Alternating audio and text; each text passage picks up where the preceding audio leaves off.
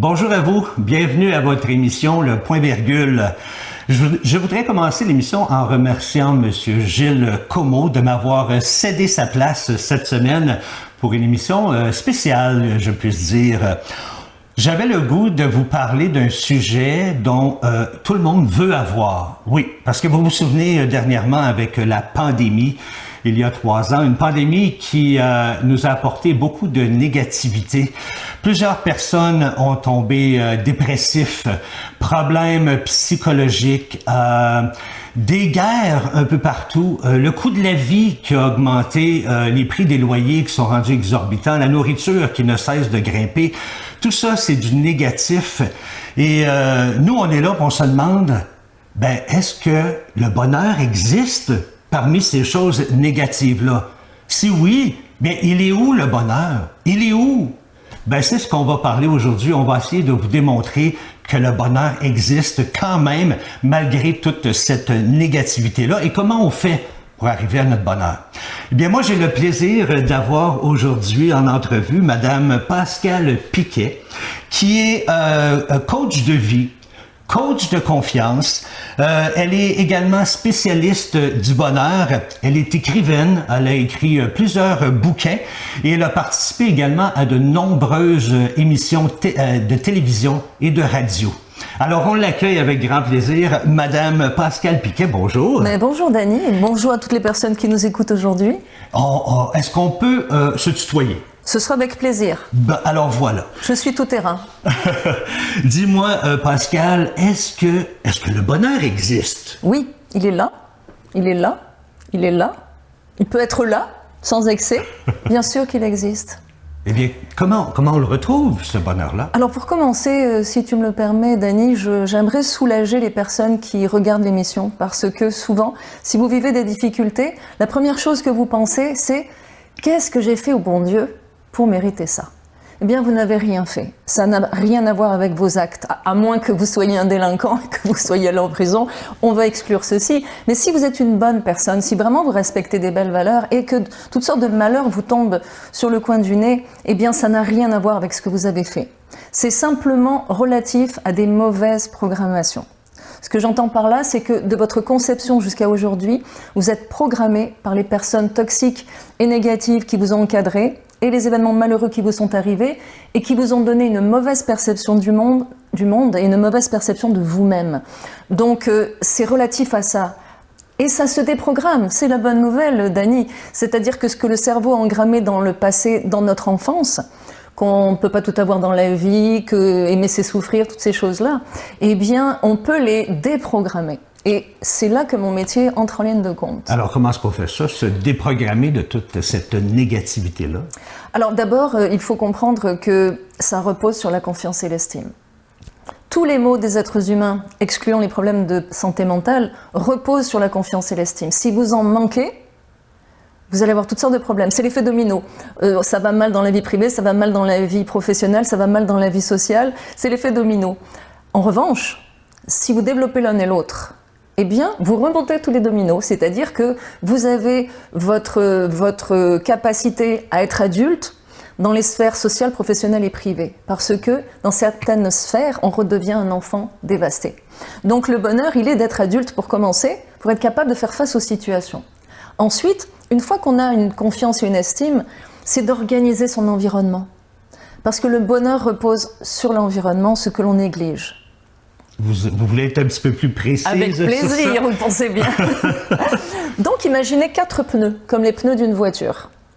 Le job, le domicile, l'entourage et le dernier étant la confiance. Les 3 autres pneus, c'est l'effet des vases communicants. Les 3 autres pneus vont venir remplir le 4e qui est la confiance. Le bon job, est-ce qu'on a un job qui nous plaît? On a 40 heures à passer normalement dans cette perspective-là. Donc, est-ce qu'on a un job qui nous plaît ou que l'on fait facilement? Ou alors qu'on déteste? Est-ce qu'on a un entourage? Un conjoint ou pas? On n'est pas obligé d'avoir un conjoint ou une conjointe pour être heureux. On peut être heureux célibataire. Mais est-ce qu'on a une vie sociale? Est-ce qu'on est capable de tisser des liens sociaux sérieux et solides avec d'autres personnes ou avec la famille? Donc, un entourage. Le troisième, eh bien, c'est le domicile. Très important, le domicile. On néglige beaucoup. Si vous vivez dans un taudis, c'est beaucoup plus compliqué que si vous vivez dans un petit cocon bien cosy. Même si c'est un petit chez-soi, il vaut mieux un petit chez-soi qu'un grand chez les autres. Donc, un domicile où vous êtes bien, un domicile fonctionnel, où vous vous sentez bien. Les trois, le job, le domicile, l'entourage, vont impacter la confiance. C'est-à-dire que ça va produire de la confiance si vous avez les trois qui sont équilibrés. Est-ce que c'est le mot juste qui vient jouer dans notre bonheur? C'est la confiance? Oui. C'est la confiance qui fait en sorte qu'on est plus heureux? C'est ça que vous me dites? Oui, parce qu'avec une belle confiance en vous, vous faites face à tous les problèmes et vous organisez votre environnement. Et une fois que votre environnement est organisé, vous pouvez vous épanouir.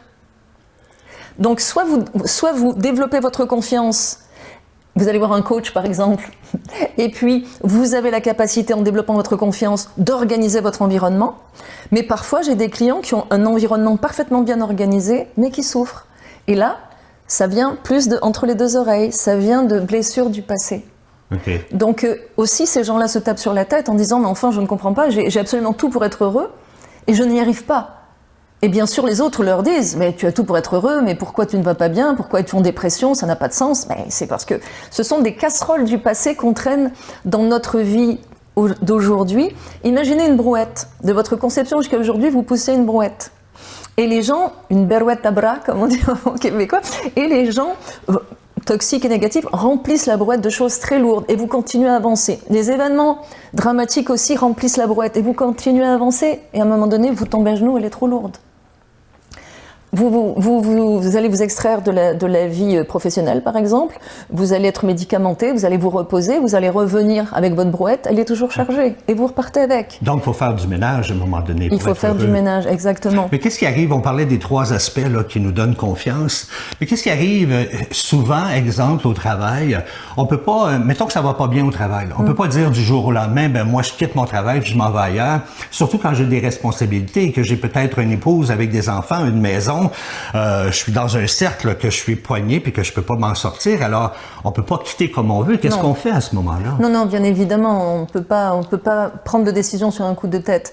Alors, mais il y a plusieurs solutions. Soit, la meilleure solution, c'est de chercher un autre emploi, si c'est possible. C'est pas toujours possible, surtout dans les régions un petit peu reculées par rapport aux grandes villes, on a plus de difficultés à trouver du travail.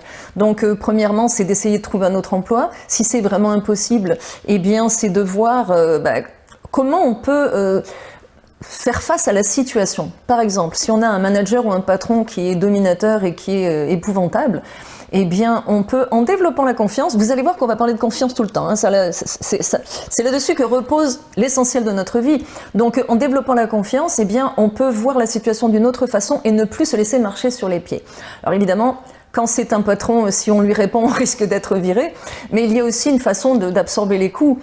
Et puis, je comprends aussi que quand on ne peut rien modifier, ni en changeant de travail, ni par rapport au patron, si vous ne pouvez pas changer la situation, il y a une autre solution, c'est de changer votre perception de la situation.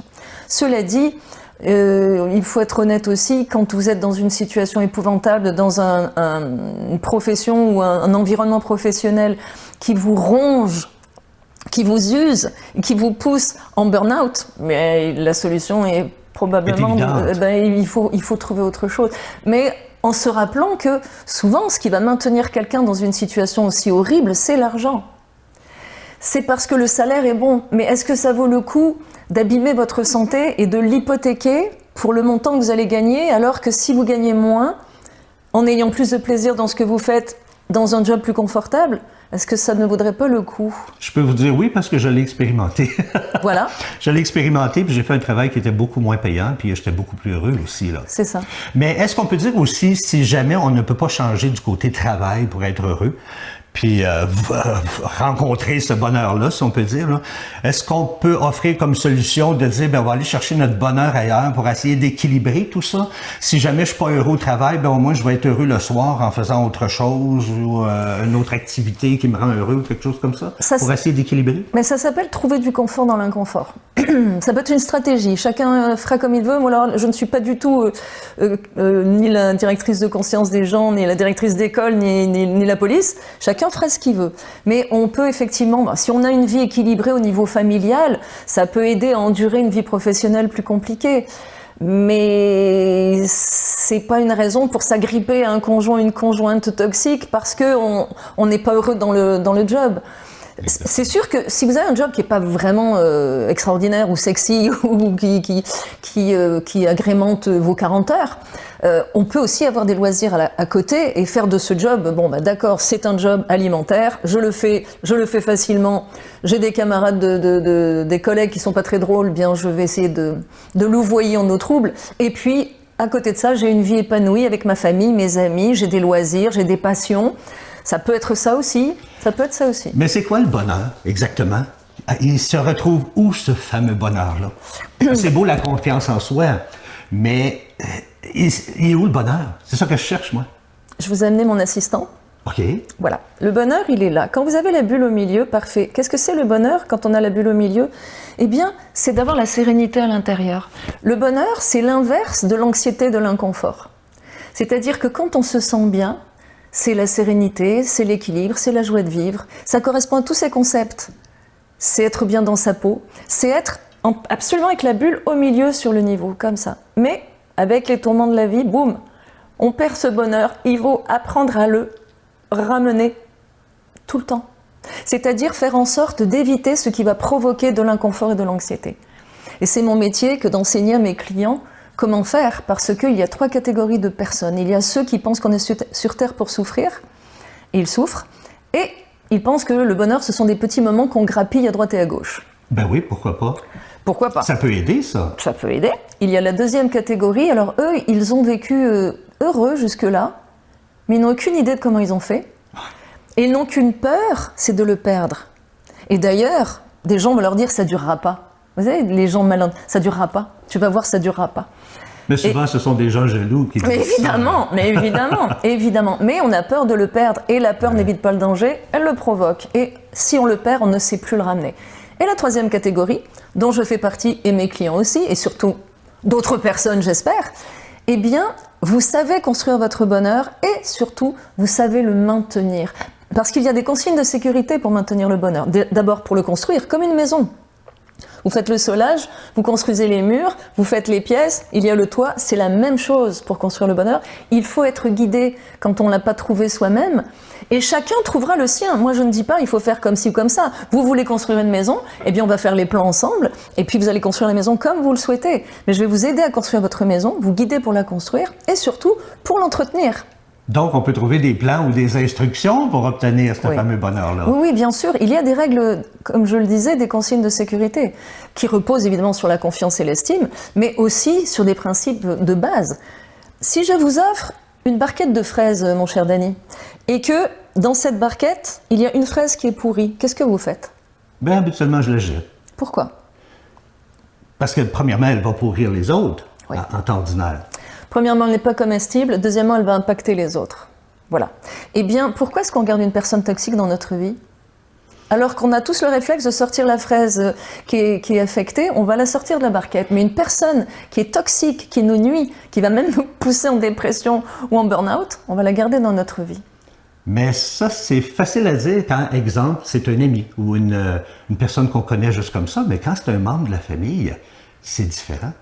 C'est différent dans l'émotion, mais ce n'est pas différent dans les faits, parce que vous ne pouvez aimer que des gens aimables. Si vous aimez quelqu'un qui ne l'est pas, c'est soit du masochisme, soit de la dépendance affective. Écoutez, on va s'arrêter pour une courte pause, le temps de digérer tout ça. Et au retour de la pause, eh bien, je suis allé demander aux gens à l'extérieur qu'est-ce qu'ils pensaient du bonheur. Est-ce qu'ils avaient, eux, le bonheur facile?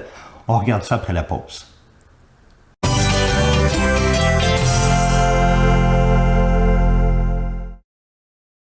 Bonjour. Bonjour. Est-ce que le bonheur existe pour vous, monsieur? Oui, ça existe. Pour moi, le bonheur, dans le fond, c'est la famille, c'est qu'est-ce qu'on partage entre les humains. Là. Oui. Fait que moi, c'est ça le bonheur. C'est sûr qu'il y a d'autres choses qui viennent en compte, peut-être l'argent, ta situation de vie, toutes ces choses-là. Mais pour moi, le vrai bonheur, c'est vraiment ce que tu partages avec les gens. Fait que pour moi, la famille, tout là, c'est là que ça se passe. Les temps des fêtes, souvent, justement, le fait de se regrouper en famille, ben moi, c'est là que je pense que je partage le plus de bonheur là, dans ma ma vie. Là. Ben, merci infiniment et bonne journée. Ben, pareillement, merci. Bonjour, madame. Bonjour. On fait une émission de télévision sur le bonheur. Oui. On se demande, pour vous, est-ce que le bonheur existe? Oui, il existe. Oui, de quelle façon, madame? Actuellement, je suis au Québec pour voir ma fille et mes petites filles. Donc le bonheur, il est là actuellement. Ah oui, je comprends. Ça va durer longtemps aussi. Parce que j'habite en France et il me reste une semaine de vacances. Ah là là, qu'est-ce que vous avez visité dans les coins, tout ça? Les grandes surfaces, là, je viens de faire un petit achat de Noël en cachette de ma petite fille. Pour, ça met un bonheur, ça. C'est pour ça que je suis sortie avant, parce qu'elles ne vont pas tarder. Et voilà, c'est mes seules petites filles. J'ai 3 enfants, 2 en France et ça fait plus de 10 ans qu'elle est au Québec. Ah, ça fait plein de bouts. Voilà, donc le bonheur, là, en ce moment, il est en plein. Ah, merci infiniment. Bonne journée, madame. Merci, à vous aussi. Bonjour parmi nous. Merci. Au revoir. Ah, excusez-moi, monsieur. Oui. On fait une émission sur le bonheur. Oui. Et j'aimerais savoir, est-ce que c'est quelque chose qui existe pour vous? Ben, je vous dirais présentement qu'à magasiner et à voir les prix là, qui sont si exorbitants, là, ça fait pas vraiment mon bonheur. Mais très honnêtement, le bonheur, oui, je pense qu'il existe. Oui, et de quelle façon? Ben, moi, je vous dirais que le bonheur se retrouve plus dans les petites choses du quotidien, les petites choses de la vie, comme par exemple, à mon âge, là, juste le fait de me réveiller et de respirer. Pour moi, c'est un grand bonheur. Et oui, je vous comprends. Mais il y a aussi le fait, je sais pas moi, être entre amis, un bon souper entre les amis, écouter un film ou même marcher dans la forêt. Pour moi, c'est un grand bonheur. Ah, c'est bien. Merci infiniment d'avoir pris le temps, monsieur. Merci et beaucoup. bonne journée. Merci. Bon petit bonheur. Alors, l'interviewé est à son tour d'interviewer l'intervieweuse. Ma chère Amy, pour toi, le bonheur, est-ce que ça existe? Oui, ça existe, le bonheur. Et si ça existe, tu le retrouves dans quoi, ton bonheur? Bien, moi, je trouve que c'est tous des petits moments passés avec mes amis, la famille, ou prendre du temps pour moi, ce qu'on fait pas toujours. Un bon bain relaxé avec un verre, quelque chose comme ça, de la musique. Aussi chanter, acter. C'est ça. C'est des moments pour moi, le bonheur. C'est pas continu.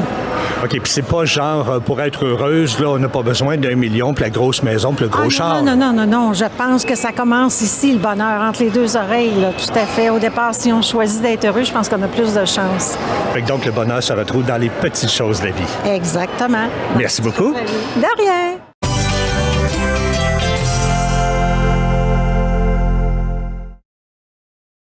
Comme on a pu voir avec les gens que j'ai questionnés, eh bien, ça dépend des personnes. Hein. Il y a des gens qui ils ont le bonheur facile pour certaines choses. C'est drôle de voir ça entre les différentes personnes. Mais juste avant la pause, on parlait d'un environnement toxique.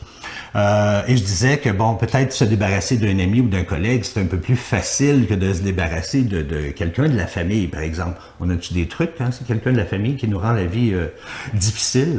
C'est pas une question de trucs, c'est une question de se respecter. Personnellement, j'ai une mère avec laquelle je n'ai jamais eu de lien qui se soit tissé depuis ma naissance. J'ai été élevée par mes grands-parents une partie de mon enfance. Et parce qu'elle s'évertuait à chaque fois... refléter de moi une image erronée, c'est-à-dire qu'elle pensait que j'étais en dépression et puis écervelée et irresponsable. J'ai quand même 62 ans. Eh bien, il y a très longtemps, hein, j'avais 45 ans à l'époque, j'ai dû me défaire de cette relation qui était inutile, parce que les gens sont un miroir. Les yeux des autres sont un miroir. Si vous vous voyez déformé ou moche dans les yeux de quelqu'un d'autre, eh bien vous finissez par l'acheter. Si vous voyez laid dans les yeux de votre conjoint, de votre conjointe ou de vos parents qui vous ont toujours assassiné verbalement, vous finissez par l'acheter. Et moi, mon métier, c'est de reformer l'image de mes clients qui a été déformée dans leur enfance par des parents toxiques et ou par de la famille ou des instituteurs ou peu importe, après des camarades de classe, des patrons, des conjoints. L'image a été déformée. Donc c'est très important de s'éloigner des miroirs déformants parce qu'on finit par croire qu'on est déformé. C'est la raison pour laquelle les fraises pourries, il vaut mieux les enlever. Mais je vais vous faire une leçon de mathématiques. Moi, mon cher Danny, je suis nul en mathématiques. Mais ça, j'ai compris. 1 + 1 = 2. C'est ce qu'ils nous ont dit. Je l'ai cru, parce que ça se vérifie. Parce qu'une personne heureuse plus une personne heureuse égale une amitié ou un couple ou une relation professionnelle heureuse. 1 - 1 = 0. Vous pouvez faire comme vous voulez. Vous pouvez prendre le plus beau +1 de la planète et l'associer au plus petit -1 ça fait 0. Donc, une personne heureuse moins une personne malheureuse, les deux vont couler.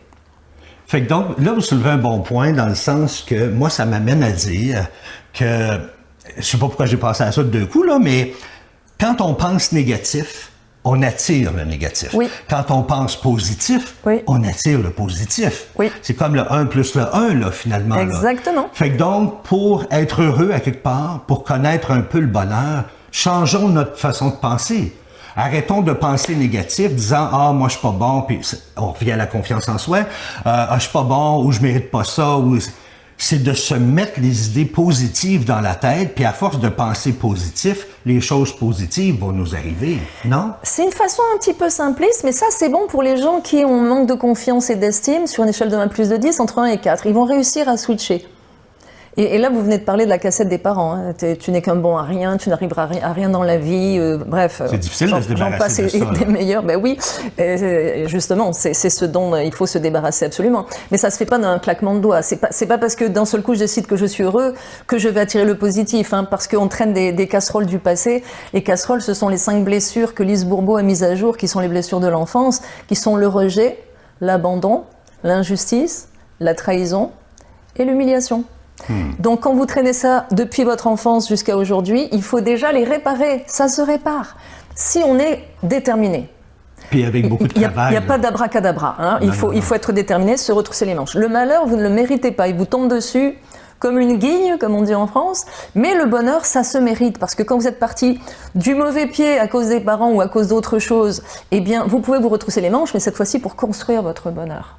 Donc, il faut travailler pour l'avoir, le bonheur. Le bonheur vient pas comme l'Auto-Québec, là. Hein? Il faut cicatriser. Il faut cicatriser les blessures du passé et ensuite, quand on est entre 1 et 4 sur l'échelle de la dépendance affective, qui est le manque de confiance et d'estime, on va se remettre d'aplomb. À la lecture de mes livres, par exemple, ou en allant voir des conférences, ou hop, on va switcher parce qu'on va se dire, hop, ça, je le faisais pas comme il fallait, je switch. J'ai compris comment il fallait le faire.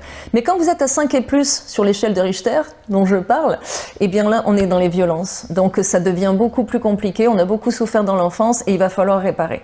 Il faut colmater, réparer, cicatriser. C'est un long processus. Pas vraiment. Non? Non, pas du tout. En collaboration avec le cerveau, pas du tout. On travaille avec l'amygdale et l'hippocampe, qui sont les deux parties du cerveau. C'est fascinant. Ça va beaucoup plus vite qu'on ne le pense. Okay. Mais en même temps, une fois qu'on a réglé ces blessures du passé, eh bien, vous avez raison. Si on rayonne, on attire un soleil. Si on pleut, on attire la pluie, tout simplement. Mais je n'aime pas les petits raccourcis. On dit t'as qu'à penser positif, t'as qu'à apprivoiser la solitude, développe ta confiance et ton estime, fais grandir ton enfant intérieur. Oui, bien sûr. Ah bah c'est facile à dire, mais on fait ça comment? C'est pas évident. Mais moi, je peux vous dire par contre que penser positive, ça fonctionne. Oui, quand la base est solide. Ouais. Mais vous me demandiez comment on fait ça, ben on va voir un coach, parce que c'est mon métier. Okay. Mon métier est de reconstruire la confiance et l'estime des gens et de leur redonner les rênes de leur vie en main. Est-ce qu'on peut dire que le bonheur, exemple, moi, mon bonheur, ça serait d'être en amour? Puis là, je cours après l'amour là parce que je veux absolument être en amour, puis c'est ça mon bonheur, sinon je serais pas heureux. Est-ce que c'est ça le bonheur? Est-ce que c'est, exemple, mon voisin, lui qui court après l'argent, puis il court après l'argent, puis lui est heureux quand il a de l'argent? C'est tout ça le bonheur? Donnez-moi vos doigts. OK. J'ai pas entendu comme il faut, hein? Non, mais vous soulevez un bon point, non, ce n'est pas ça le bonheur. Parce que, en fait, quand on est heureux, on attire l'abondance. Si vous courez après l'amour, vous êtes dépendant. Parce que l'amour, ça ne se chasse pas, ça s'attire. Et si vous courez après l'argent, vous êtes corrompu. Ah, expliquez-moi ça. Parce que l'argent est important de nos jours. On n'a pas le choix d'avoir de l'argent pour payer nos loyers, notre nourriture. Puis... Définitivement. Néanmoins, en ce bas monde, il y a 2 catégories de gens. Il y a ceux pour lesquels c'est l'humain avant le gain, et il y a ceux pour lesquels c'est le gain avant l'humain. Ce qui veut dire que l'argent passe par-dessus tout et compte avant tout. Et d'ailleurs, quand on dit vendre son âme au diable, on se vend soi-même. Ouais. Qui est le diable? L'argent. C'est vrai. L'argent, on va prostituer ses valeurs. Moi, je l'ai fait, mais en dépendance affective. J'ai prostitué mon corps, mes valeurs, mon argent, parce que courant après des hommes qui m'humiliaient, enfin, violence conjugale. Ah, j'ai eu une vie assez trépidante que je raconte dans le syndrome de Tarzan. Mais j'ai prostitué mes valeurs, mais pas pour de l'argent. Okay. Pour de la reconnaissance. Mais l'argent va corrompre les gens. Quand votre valeur principale est l'argent, vous allez être corrompu. Et vous allez vendre votre âme au diable, c'est-à-dire que vous allez piétiner tout ce qui faisait vos fondements, vous allez le piétiner. Ben, on le voit bien aujourd'hui avec les guerres qui se passent en ce moment. C'est toujours avoir le contrôle, l'argent. En revanche, si vous êtes heureux, vous attirez l'abondance. Parce que l'abondance, c'est un avantage collatéral du bonheur d'être soi. Donc quand vous faites ce que vous aimez, automatiquement vous attirez l'abondance. Qu'est-ce que c'est l'abondance? C'est pas 50 millions de dollars. J'en veux pas moi des 50 millions de dollars. C'est avoir une vie dans laquelle vous êtes en permanence avec la bulle au milieu, c'est-à-dire en toute sérénité à l'intérieur le plus longtemps et le plus souvent possible dans une journée. C'est-à-dire que vous avez éliminé de votre vie l'anxiété. Parce que l'anxiété, c'est un message de votre subconscient pour vous dire que vous n'êtes pas à la bonne place. C'est le détecteur de fumée qui signale qu'il y a de la fumée, donc il y a un incendie. C'est pas l'anxiété qu'il faut gérer et qu'il faut anesthésier. C'est la raison pour laquelle on fait de l'anxiété. Et l'anxiété est là pour nous dire tu n'es pas avec le bon conjoint, ou tu n'es pas dans le bon job, ou tu n'es pas dans le bon domicile, ou il y a quelque chose qui ne va pas. C'est un signe. Elle va crier jusqu'à ce qu'on règle ça, et là d'un seul coup, on retourne à la sérénité. Comme le funambule sur un fil. Le funambule, il a un balancier, hein. Donc le funambule va aller sur le fil, il y a des zones de turbulence bien sûr.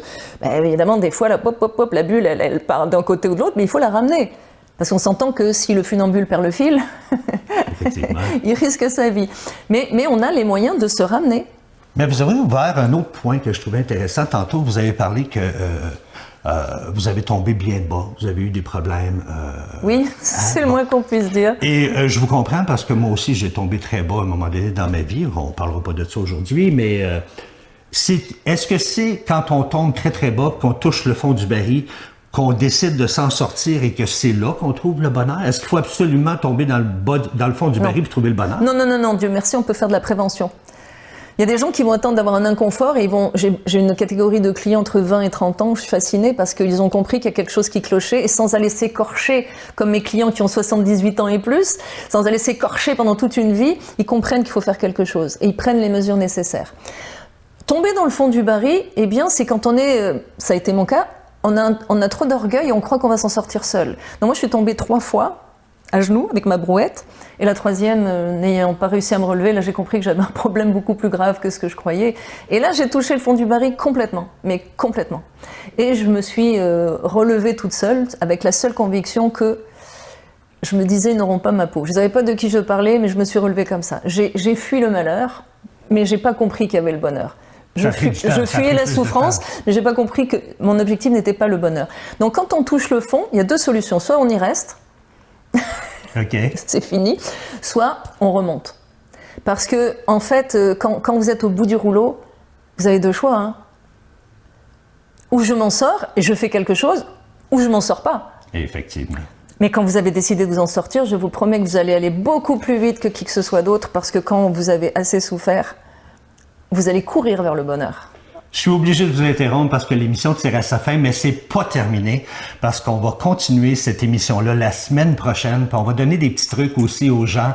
Comment faire pour trouver le bonheur? Là, on en parle beaucoup, là, mais on va vous donner d'autres petits trucs la semaine prochaine. Alors, revenez-nous la semaine prochaine. On sera là. Oui, on sera là, certains, pour la suite, parce que nous, on continue à jaser. Alors, merci d'avoir été là, puis je vous souhaite une très bonne journée et je vous souhaite un petit bonheur cette semaine. Bye-bye.